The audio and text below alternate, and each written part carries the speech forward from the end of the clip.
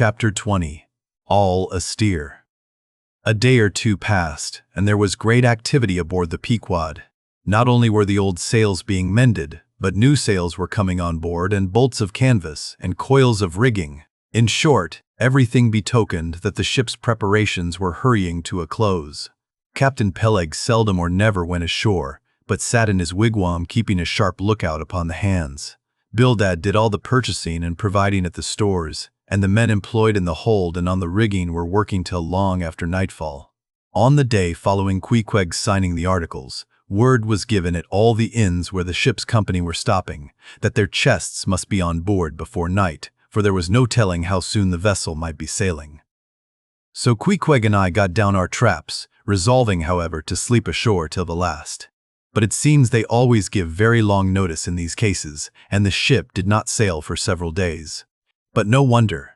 There was a good deal to be done, and there is no telling how many things to be thought of before the Pequod was fully equipped. Everyone knows what a multitude of things — beds, saucepans, knives and forks, shovels and tongs, napkins, nutcrackers and whatnot — are indispensable to the business of housekeeping. Just so with whaling, which necessitates a 3 years' housekeeping upon the wide ocean, far from all grocers, costermongers, doctors, bakers, and bankers. And though this also holds true of merchant vessels, yet not by any means to the same extent as with whalemen, for besides the great length of the whaling voyage, the numerous articles peculiar to the prosecution of the fishery, and the impossibility of replacing them at the remote harbors usually frequented, it must be remembered that of all ships, whaling vessels are the most exposed to accidents of all kinds, and especially to the destruction and loss of the very things upon which the success of the voyage most depends. Hence the spare boats, spare spars, and spare lines and harpoons, and spare everythings almost, but a spare captain and duplicate ship. At the period of our arrival at the island, the heaviest storage of the Pequod had been almost completed, comprising her beef, bread, water, fuel, and iron hoops and staves. But, as before hinted, for some time there was a continual fetching and carrying on board of divers odds and ends of things, both large and small. Chief among those who did this fetching and carrying was Captain Bildad's sister, a lean old lady of a most determined and indefatigable spirit, but withal very kind-hearted, who seemed resolved that, if she could help it, nothing should be found wanting in the Pequod, after once fairly getting to sea. At one time she would come on board with a jar of pickles for the steward's pantry, another time with a bunch of quills for the chief mate's desk, where he kept his log, a third time with a roll of flannel for the small of someone's rheumatic back.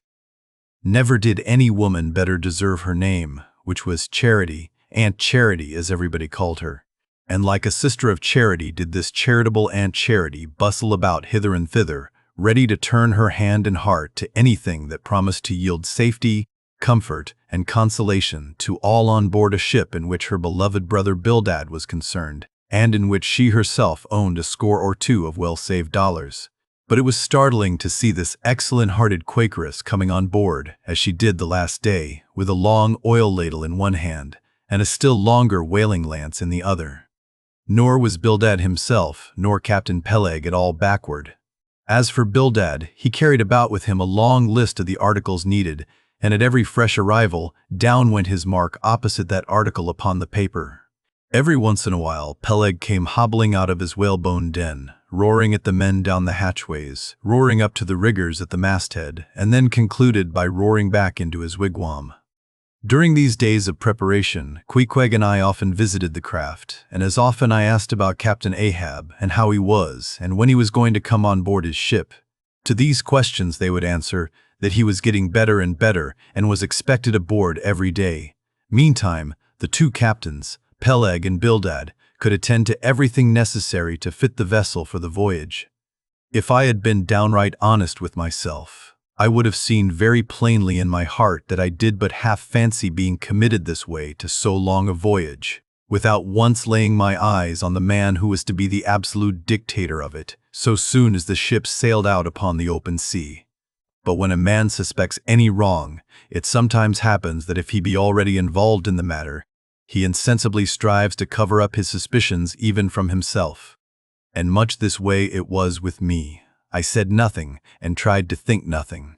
At last it was given out that sometime next day the ship would certainly sail.